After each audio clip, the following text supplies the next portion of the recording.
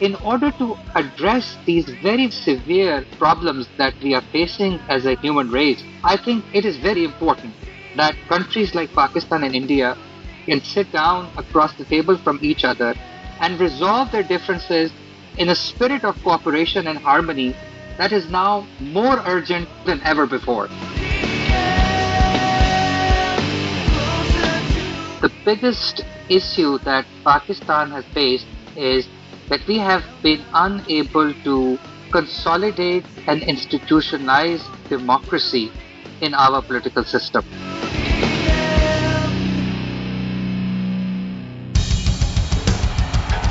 What I have said is that this campaign is not just about electing a president, it is about making a political revolution. MMT. Taking money from our children and borrowing from China. People are dying. Is the program so critical it's worth borrowing money from China to pay for it? And if not, I'll get rid of it. Stop lying!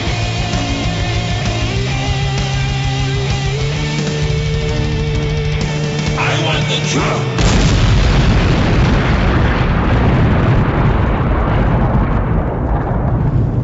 Now let's see if we can avoid the apocalypse altogether.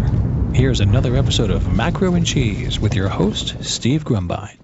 All right, folks, this is Steve with Macro and Cheese with another episode. And today we have Dr. Aqdas Afzal, and he is from Pakistan. And I've had the opportunity to get to know a little bit of his work. Fadl Kaboub recommended him very highly. And so let me tell you a little bit about Dr. Afzal.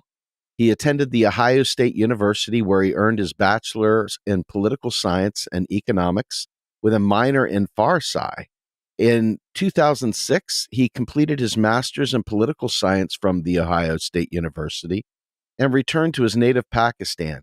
From 2006 to 2012, Dr. Afzal worked in the development sector in both Lahore and Islamabad. Additionally, he taught as an adjunct faculty member in the economics department at Lahore University of Management Sciences and at the Government College University, Lahore.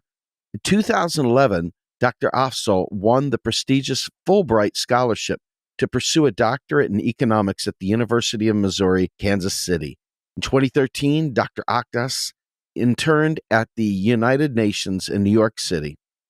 In 2015, he won the Association of Institutional Thought's AFIT prestigious Student Scholars Prize in economics. In 2016, Professor Afzal was the 3-minute thesis champion at his university. In the same year, he won the Journal of Interdisciplinary Research JITR Best Paper Prize while also bagging the Graduate Studies Dissertation Research Award.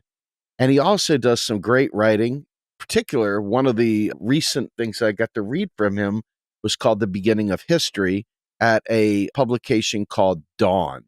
And without further ado, let me bring on my guests. Thank you so much, Aqdas. Welcome to the show, sir. Hey, Steve, thank you. Thanks for having me. Great to be here. Absolutely.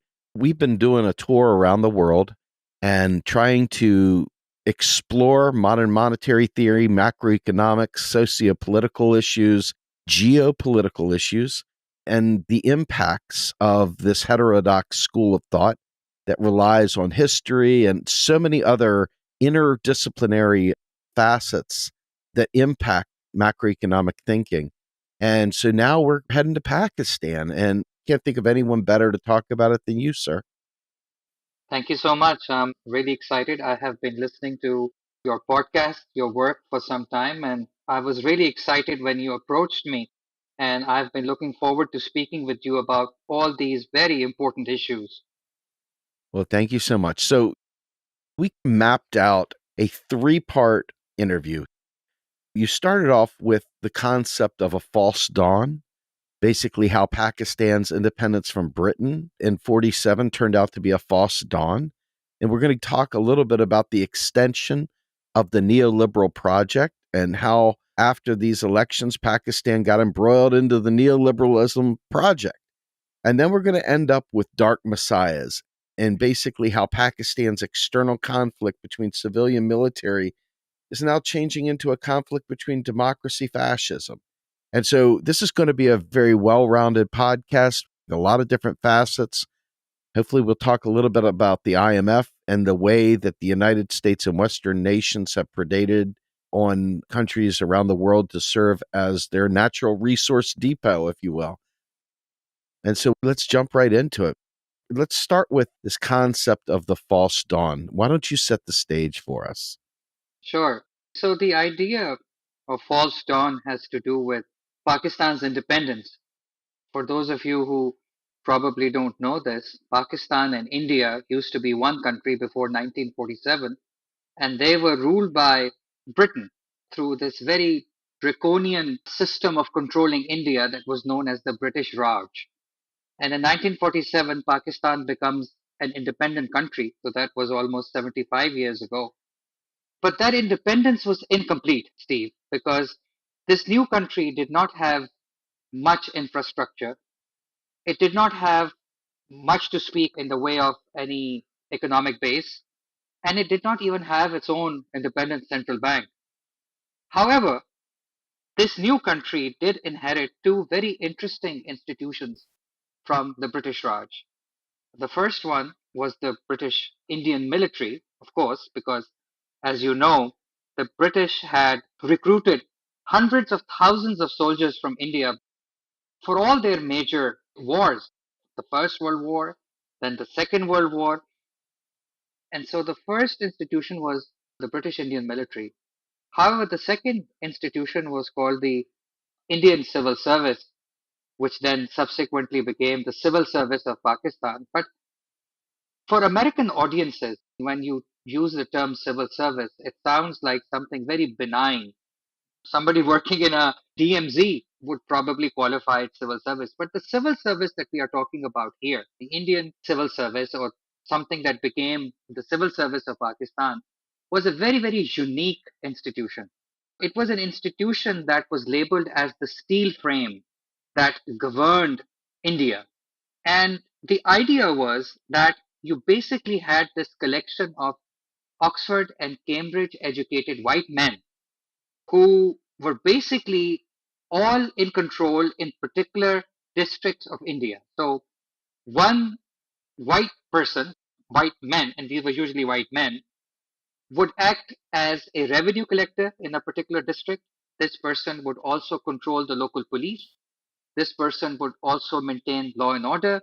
And this person would also keep harmony between different ethnicities and communities in that area, and also officiate and adjudicate and become a judge in certain murder trials. So basically, one person, one white person, was governing for the British Crown without any accountability to the local people, because these people were basically selected through a competitive examination. And once you had cleared that examination, you were made what was known as a deputy commissioner.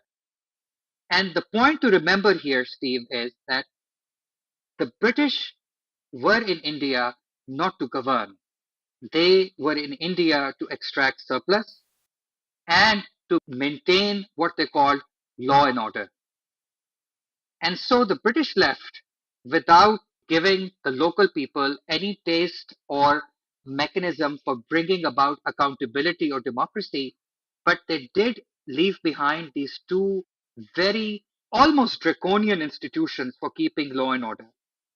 And because of these two institutions, these two state institutions that the British left behind in the case of Pakistan, the first 25 years of Pakistan's history was complete chaos. So in the first 15 odd years, you basically have these civil servants trying to dominate political power. And there are these constant palace intrigues.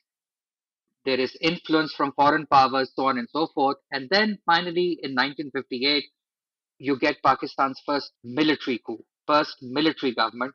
And that rules Pakistan, that rules Pakistan. I shouldn't use the word govern.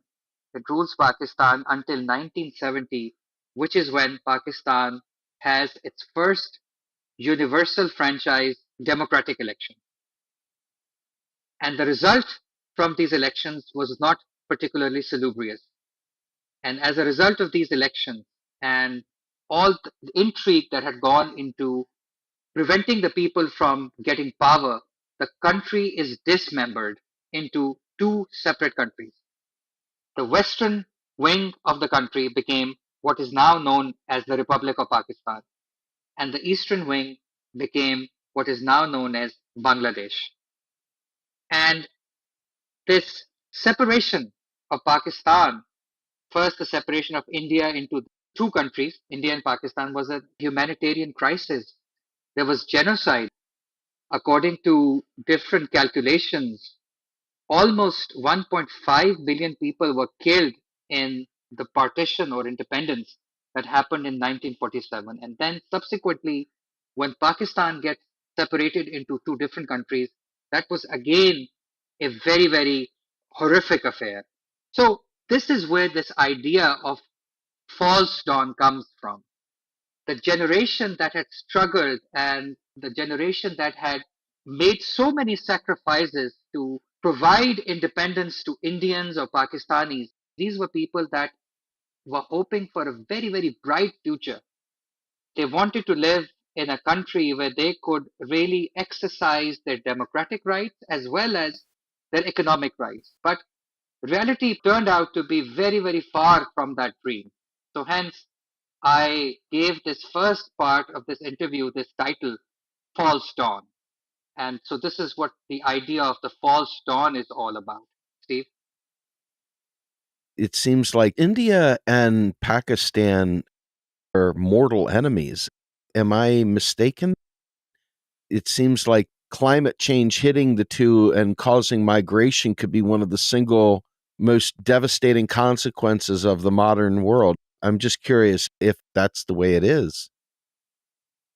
Well, I wouldn't use the word mortal enemies, but definitely I would say that the two countries have been unable to resolve their outstanding problems and issues that have been lingering on really for the last 75 years. Problems that could be described as the unfinished agenda of partition. So I think the point that you make is a very valid one because the kind of problems that we are going to face or we are facing right now as a human race, these are really transboundary problems. Your air pollution does not really stop at India's border or Pakistan's border. These are transboundary problems. So in order to address these very, very severe problems that we are facing as a human race, I think it is very, very important that countries like Pakistan and India can sit down across the table from each other and resolve their differences in a spirit of cooperation and harmony that is now more urgent than ever before. What is some of the unfinished business that came out of this false dawn? What are some of the things that might be lurking? Well, in the case of Pakistan, I think the biggest issue that Pakistan has faced is that we have been unable to consolidate and institutionalize democracy in our political system. Even though we started having elections from 1970 onwards, and remember, this was the election in the aftermath of which Pakistan was separated or got divided after a very bloody civil war into two different countries. There was many instances of the military intervening and putting the whole democratic process on pause.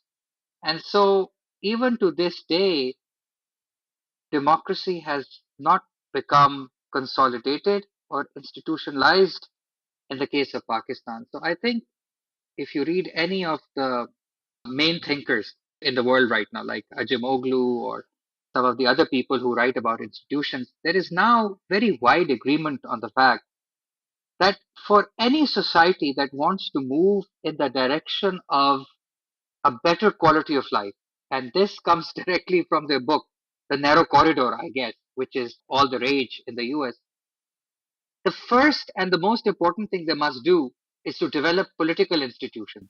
And out of all the different kinds of political institutions that you can have, the consensus now is that democracy is that one institution or that one meta institution that leads to the development of many other important institutions that a society needs in order to ensure that the quality of life is ever improving, because that is something that is very, very urgent and important in the case of developing countries like Pakistan. Okay, thank you. So, as you've gone through this election in the 70s and understanding that Pakistan still has not been able to institutionalize democracy, it doesn't take much to realize Milton Friedman era began in the 60s. The libertarian neoliberal project really began in that 60s time period. It appears that that neoliberal project found its way to Pakistan as well. Can you talk to me about that? Sure. So Pakistan fell in the lap of neoliberal thinking because of the Cold War. And it's kind of interesting because you may remember that there was a time when there used to be this country called the Soviet Union. Yeah. And the Soviet Union was considered a very dangerous country by many people in the West. So when the Soviet Union invaded Afghanistan, which is next door to Pakistan, certain changes or certain very important political changes started taking place in Pakistan. And when it became clear that the Soviets were going to be in Afghanistan, a military government took over in Pakistan. And this military government that took over started taking Pakistan closer and closer in the direction of the United States. And when this defense cooperation started emerging between the two countries, naturally there was an exchange of intellectuals and thinkers and academics and what have you. And before you knew it, Pakistani economic policy makers were speaking the same language that was heard in the US under Reagan and in UK under Thatcher. And this was, as you know, the neoliberal project. Uh-huh. And it didn't stop with the implosion of the Soviet Union. And this is where we go into the whole 1990, the end of history era. And if you want, we can keep talking about what happens after the end of history. Absolutely. So as you know, once Soviet Union was no more, this idea that the state had to be taken out of everything. The state had to become what the children used to be in Victorian era. It could be seen but not heard. That kind of a minimal state was now required post Washington Consensus, which happened in 1989-90. And this is when a leading intellectual in the US, Francis Fukuyama, talked about this idea of the end of history, that now that the Soviet Union has been quote unquote defeated, liberal democracy and capitalism is the final stage of the human race's evolution. And so there is no other pathway available to human societies. Hence, he called it the end of history. And so economic policy in developing countries like Pakistan started converging to these ideas. And in very large numbers, this neoliberal project of deregulation, privatization, and depoliticization was initiated in many countries like Pakistan.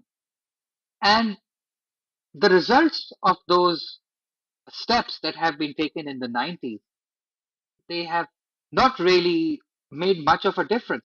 As a matter of fact, poverty has increased. As a matter of fact, society has become more unequal. As a matter of fact, social unrest has increased. Pakistan's share of exports as a percentage of total global exports has fallen.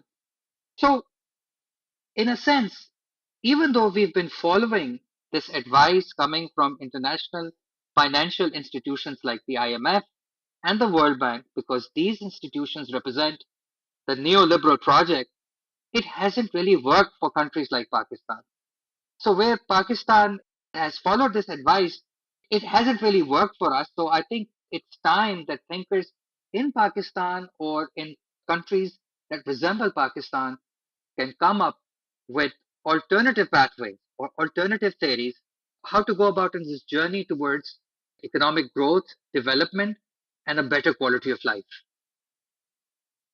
So the IMF, the World Trade Organization, and the World Bank have largely been seen as extensions of U.S. imperialism without actually invading to extend empire and to build neo-feudalism on a global stage.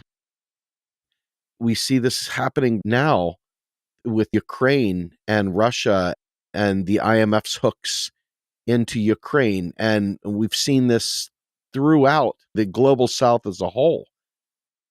And it seems like this neoliberal project's primary purpose is to create markets, to extract resources for the West, and build out these communities to make them palpable for global multinational corporations. This whole liberalization of markets has been going on for quite some time.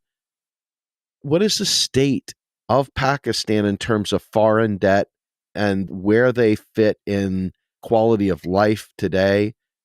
What does Pakistan look like at the moment? Well, it doesn't look like we are on the path towards economic recovery.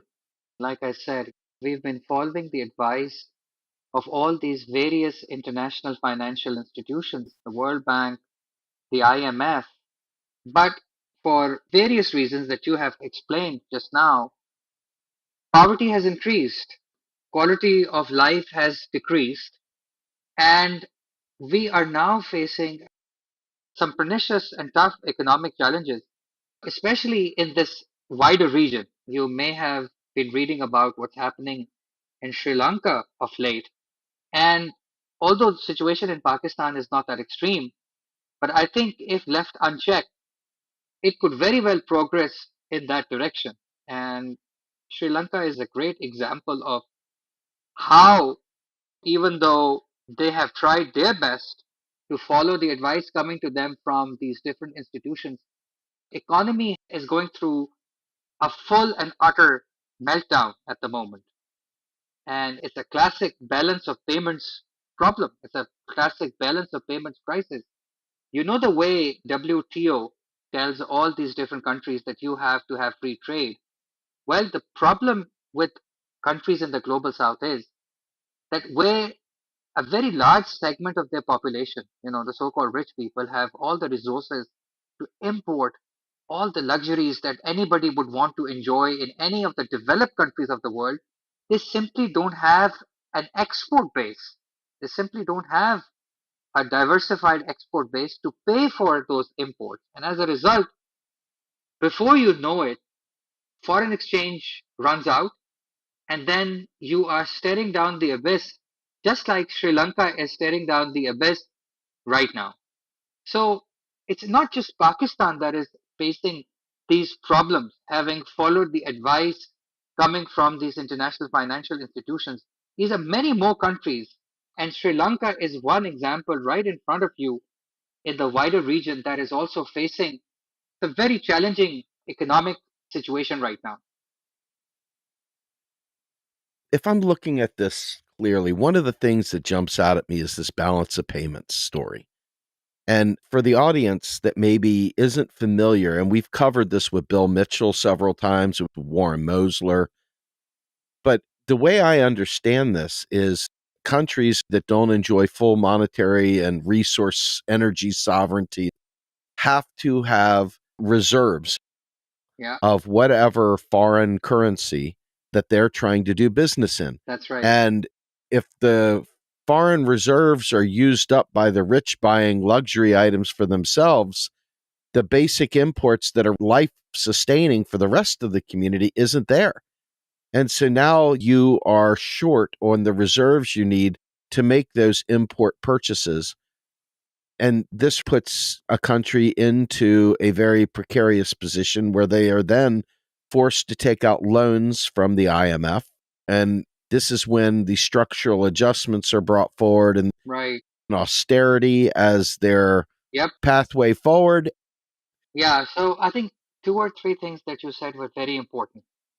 So when you say countries that do not enjoy energy sovereignty, which I think is a very, very important point, because a lot of these countries are net energy importers. And so with this foreign exchange, whatever it is that you have earned from your very narrow export base that you might have as a developing country. So in the case of Pakistan, for instance, our economy is basically stuck in what is known as the low value added spectrum of exports.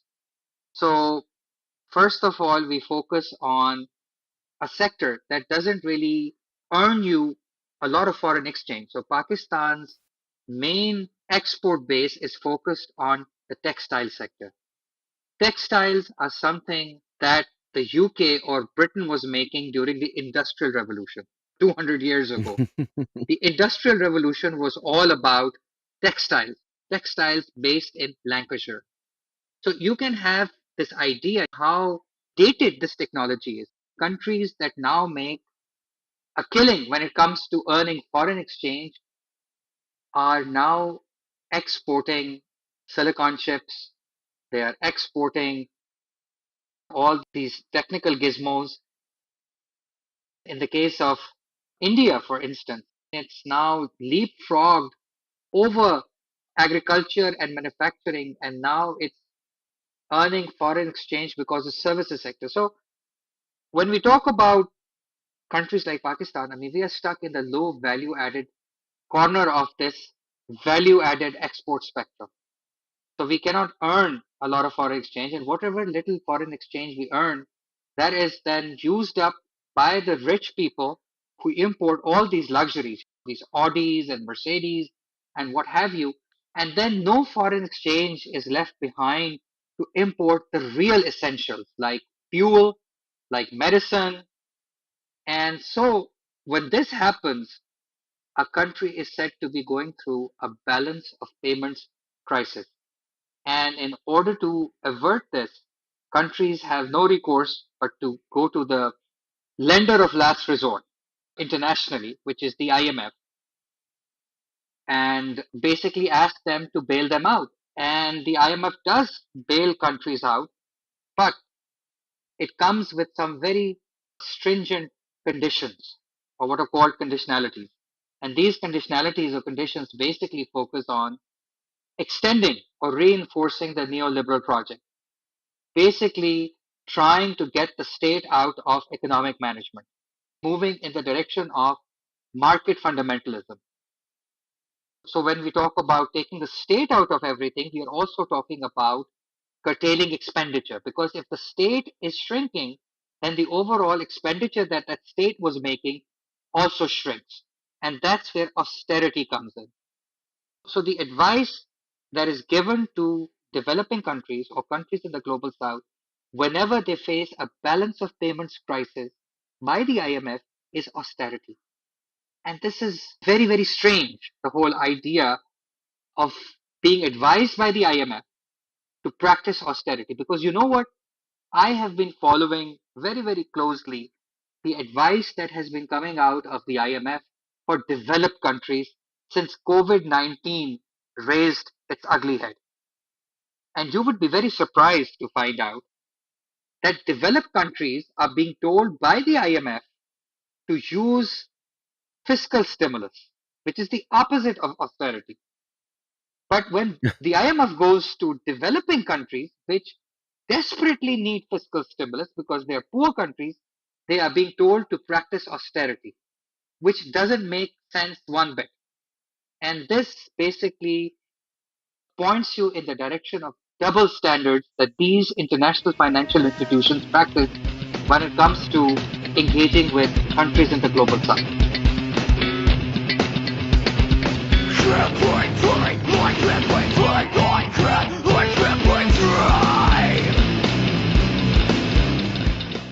You are listening to Macro and Cheese, a podcast brought to you by Real Progressives, a nonprofit organization dedicated to teaching the masses about MMT, or modern monetary theory. Please help our efforts and become a monthly donor at PayPal or Patreon. Like and follow our pages on Facebook and YouTube, and follow us on Periscope, Twitter, Twitch, Rockfin, and Instagram.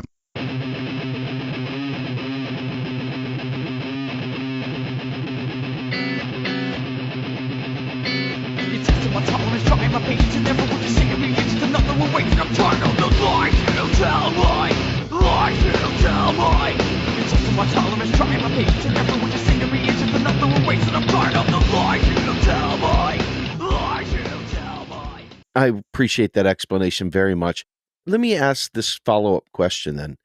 So, as I understand it, the neoliberal project, if taken to its final conclusion, is complete privatization of everything, the end of the public purpose, and giving it away to private interests. I often say the United States' number one export is neoliberalism. And it seems the first task is to eliminate public services for the poor citizens and replace that with private interests and private markets and profit motives. That's right. The question for me here is this.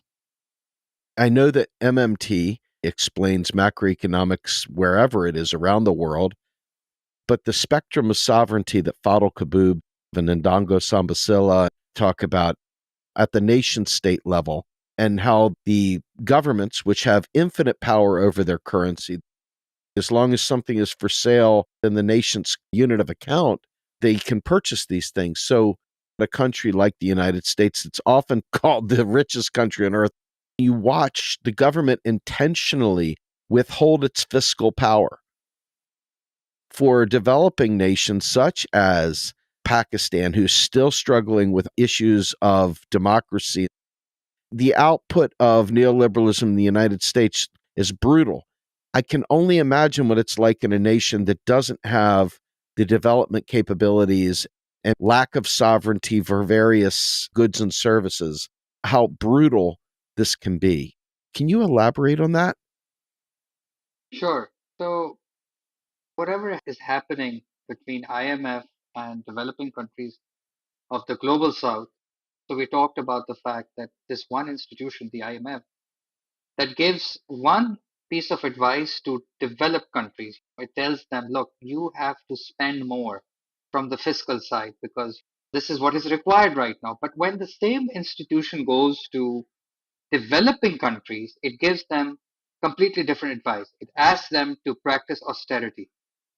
So there's these double standards that we see when it comes to advice. Something very similar happens in the United States. Look at all the poor people in the US cashing their payday loans. Uh-huh. Whereas when really, really large banks fail in the economic crash that happened 2007 and 2009, this financial crisis, they were deemed too big to fail and they were bailed out. But when poor people are in need of some extra assistance from the government in the shape of maybe some kind of an extra stipend for paying for childcare or for health insurance, for example, health insurance is such a big issue in the US. Obama, when he came out with Obamacare, he couldn't really pitch it without making it a marketplace, health insurance in the first place. So something very similar is happening in the US as well. The same government bails out really, really big corporations and banks because they're deemed too big to fail. But the same government does not help its own citizens who are poor and who basically don't have the resources to buy many of the things that they require. So they go and they cash their checks on their payday and they pay these exorbitant, usurious interest rates. And in both situations, the IMF dealing a short end of the stick to countries in the global south and poor people in the US, both situations basically tell us that there is a huge, huge, huge democratic deficit. The IMF is not accountable to poorer countries of the global south. If it was, it would never be giving them different advice. And if democracy was working for poor people in the US, the government would never really leave them alone to fend for themselves. So, in a sense, both of these situations are somewhat similar. And in both these situations, we find that there is this huge group of people, in one case, nations, and in the other case, poor people in the US that don't have power that they require in order to make the system work for them. I understand that. How does a country acquire the necessary reserves to maintain the quality of life they need without taking on these horrible debt arrangements with the IMF? Right, right. Well, in the case of Pakistan, what you would have to do is you would have to implement import controls. Whatever the WTO is telling you that free trade works wonders for everyone, guess what? It's not working wonders for many poor countries that don't have a diversified export base. So the first thing you do is that you implement import controls and you provide some protection to your own industry. You channel some funds towards your own industry. You give them cheap capital. You give them all the other things that they require. And you bring them to a level whereby whatever it is that you are producing can compete with the rest of the world.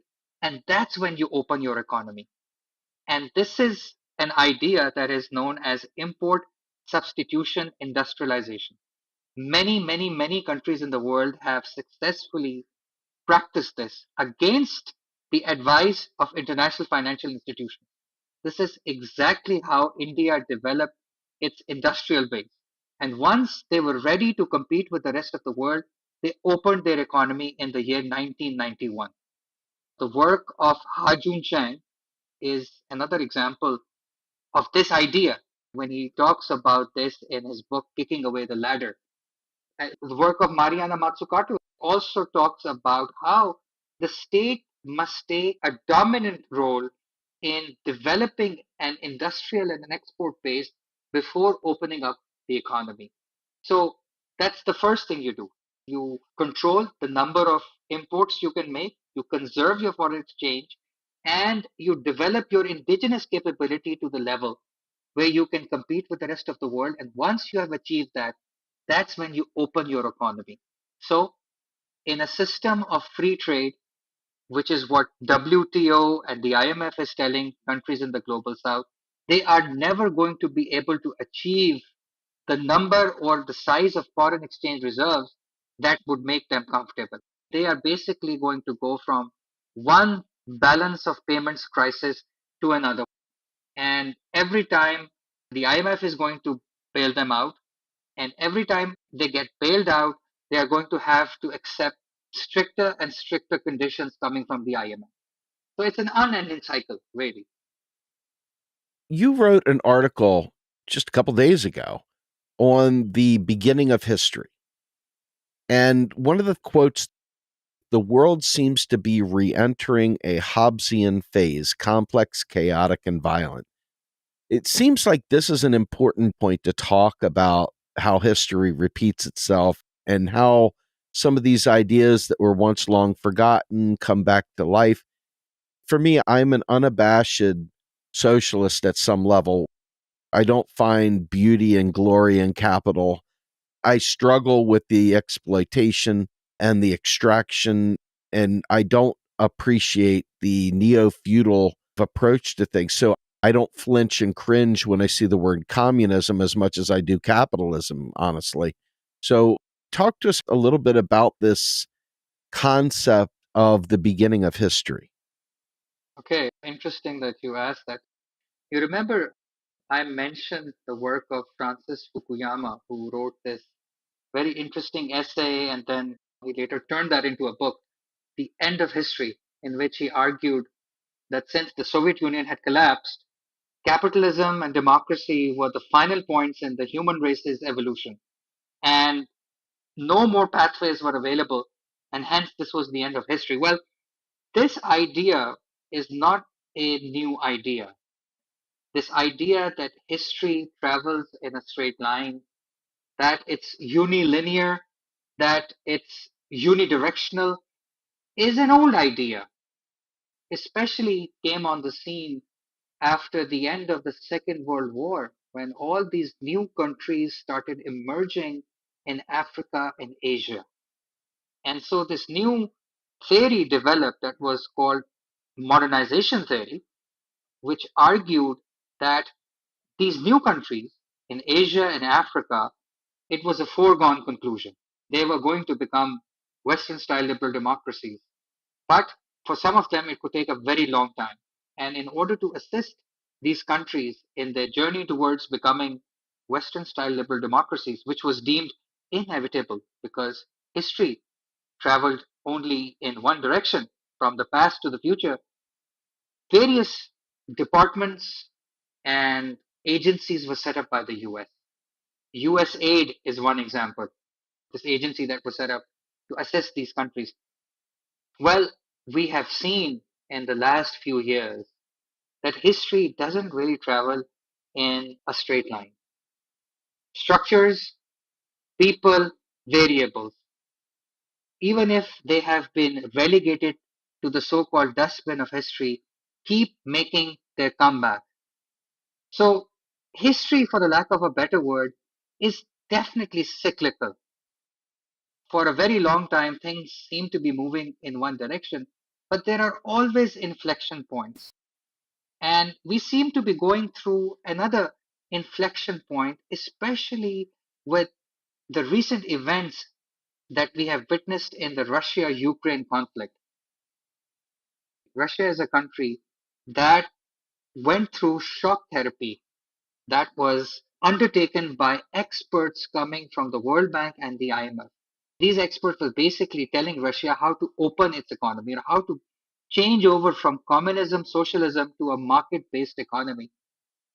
The same Russia today is challenging the might of capitalist countries like Britain, United States, Germany, what have you.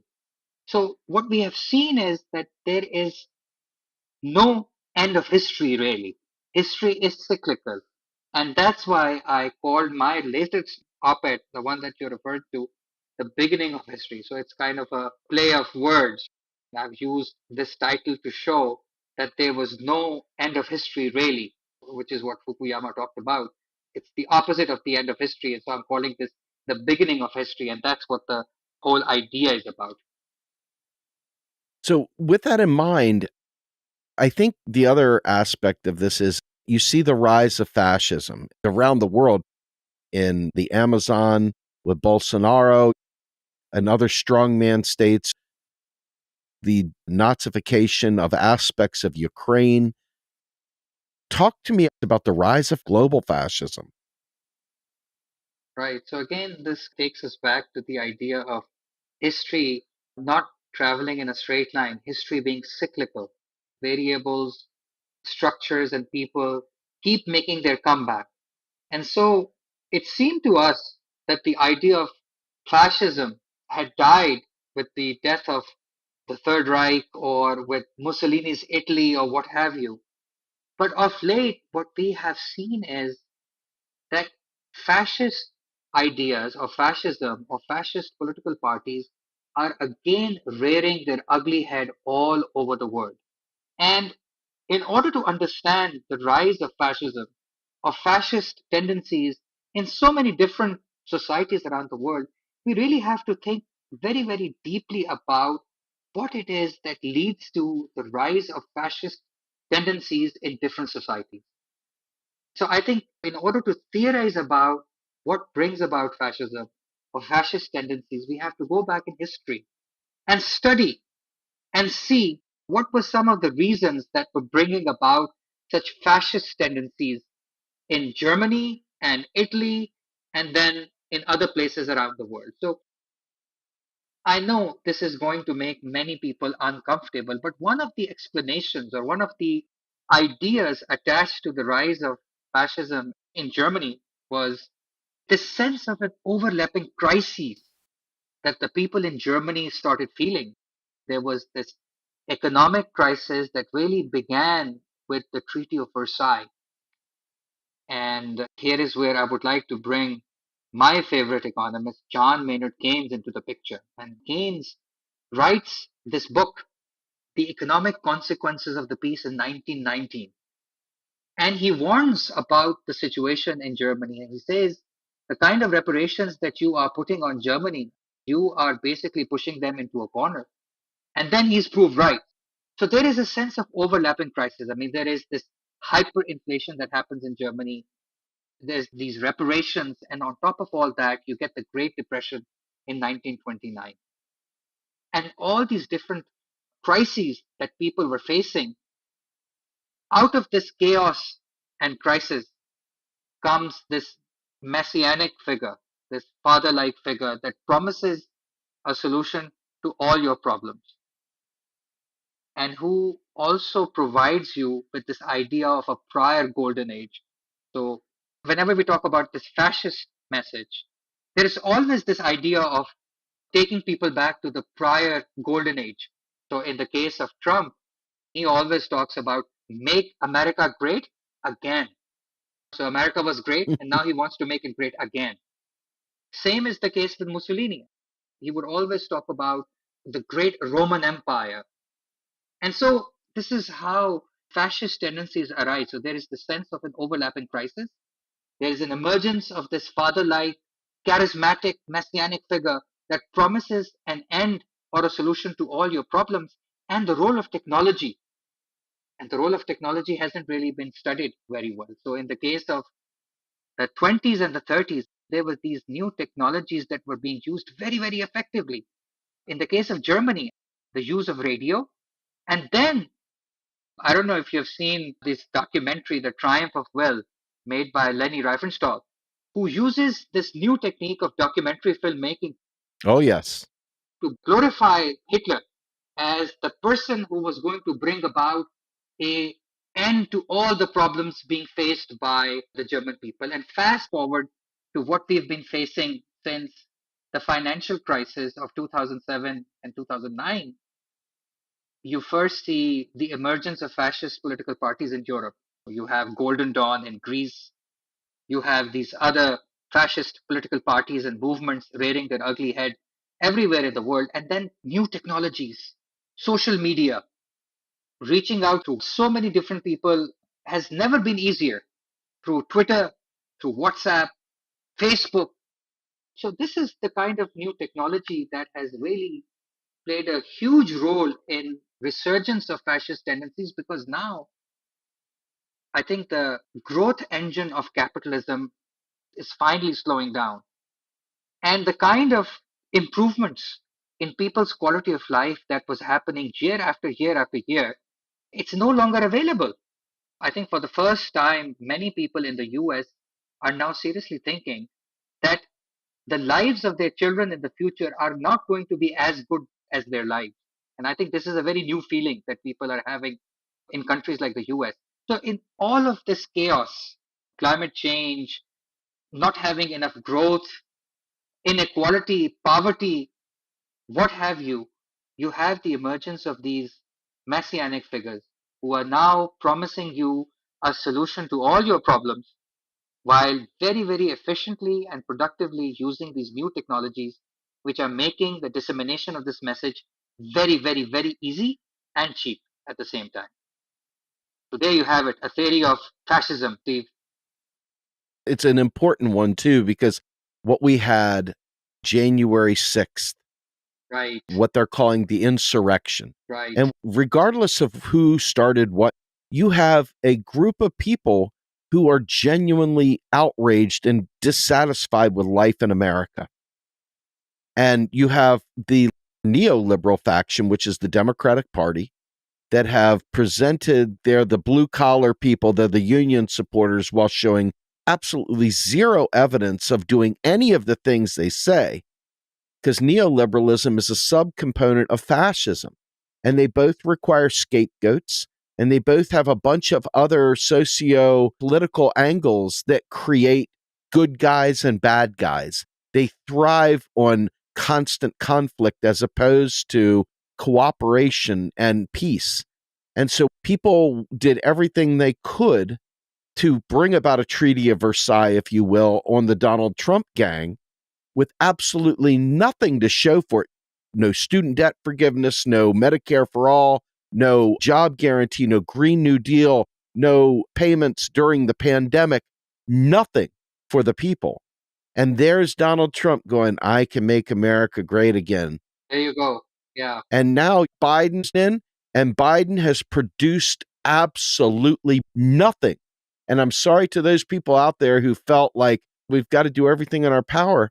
But the fact is, it doesn't do us any good to bring in fascism light through neoliberalism while fascism itself thrives on the failures of neoliberalism. That's right. To develop a firmer and firmer root. And people dared to tell me Biden was the lesser of two evils when in fact they both feed from one another. It's not a matter of lesser, they're both evil. And this is one of the very few times you'll hear me actually passionate on this podcast, because I've been gaslit by people I consider to be very smart people into believing certain things, and I just reject the programming. I know for a fact that this kind of neoliberal garbage creates fascism. It is steroids for fascism, and we can thank failures of neoliberal state for creating an even more cruel fascist state. I really feel strongly about this. I largely agree with your analysis, and I think it's in line with what I have said, but it's just that you have put it such better fashion compared to myself. I just wanted to add that when I talked about the emergence of this messianic figure, this charismatic figure, father-like figure, we can really think of these leaders that are taking their people or using people who are fed up with so many difficult situations that they are facing. We can really label these leaders as dark messiahs, because at least in the case of countries of the global south, the coming conflict and struggle is going to be one between democracy and fascism. And I really hope that somehow, in some fashion, we are able to create a counter narrative to all this fake news, alternate facts, gaslighting, propaganda that is now being effectively used by these dark messiahs, so that democracy and real power to people can save the day for so many people in the global south. This is a great way to end it. I really appreciate the time you've spent with me today, Aqdas. This is so important. And if we were to have more time, which unfortunately we've run out of, the effects of climate change will only make this scenario that we've laid out exponentially worse. And I hope people really pay attention as the West begins to devour its own resources, as it isolates and nationalism comes back. You're going to begin to see a new phase in this climate war that I don't think any of us are equipped to deal with. So with that, Aqdas, thank you so much for joining me. Tell everybody where we can find more of your work. Okay, so you can find my work in Pakistan's leading English language newspaper, Dawn, in which I write a monthly op-ed column. And you can just Google my name and Dawn, and my work will come up. And I would love to hear back from your listeners, and please share your feedback. And it was great being on this podcast, Steve, and thank you for giving me this opportunity. I look forward to speaking with you again as and when the opportunity arises. Absolutely. This was wonderful. All right, folks, this is Steve Grumbine with my guest, Aqdas Afzal, and we are out of here.